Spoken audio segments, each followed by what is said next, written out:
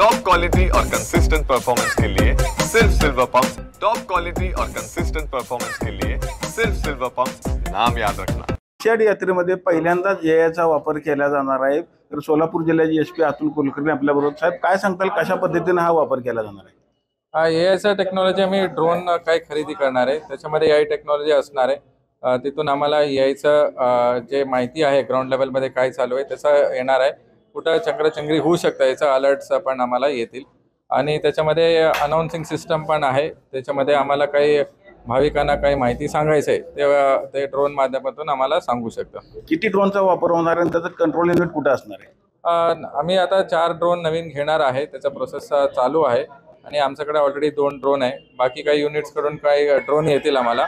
आम्ही integrated control system Pandharpur शहर police स्टेशनच्या पाठीमागे तिथं पूर्ण युनिट सुरू करणार आहे। तिथं सगळं डिपार्टमेंट हेड्स तिथं बसतील आणि आम्हाला पूर्ण जे डिसिजन घेऊ शकतात तिथून आम्ही घेऊ शकतो।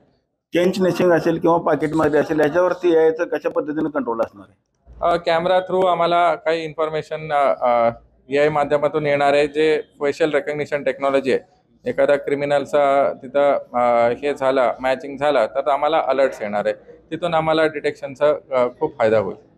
दरवर्षी 10 ते 12 लाख किंवा 15 लाख भाविक येतात असं सांगितलं जातं, मात्र एआयच्या माध्यमातून हा आकडा कसा निश्चित केला जाणार आहे? तिथून आम्हाला काही हेड काउंटचा माहिती येईल, एका पॉईंटमध्ये शहरामध्ये किती लोक आहे भाविक आहे याचा आम्हाला आयडिया येईल, तर ते तिथून आम्हाला हेड काउंट येईल। अशा अत्याधुनिक यंत्रणाचा वापर केल्यामुळे कुठेतरी पोलीस बंदोबस्तात कमी संख्या होईल किंवा जास्त संख्या होईल, काय नक्की फरक? त्याचं आता काही सांगता येत नाही। ह्याचा वापर केल्यानंतर ट्रायल झाल्यानंतर आम्हाला आयडिया येईल।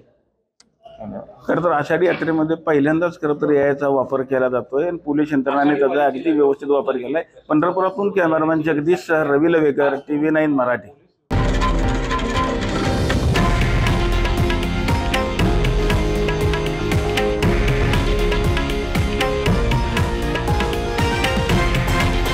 हे आहे देशातील नंबर 1 न्यूज नेटवर्क आणि आपण पाहत आहात TV9 मराठी, एकमेव।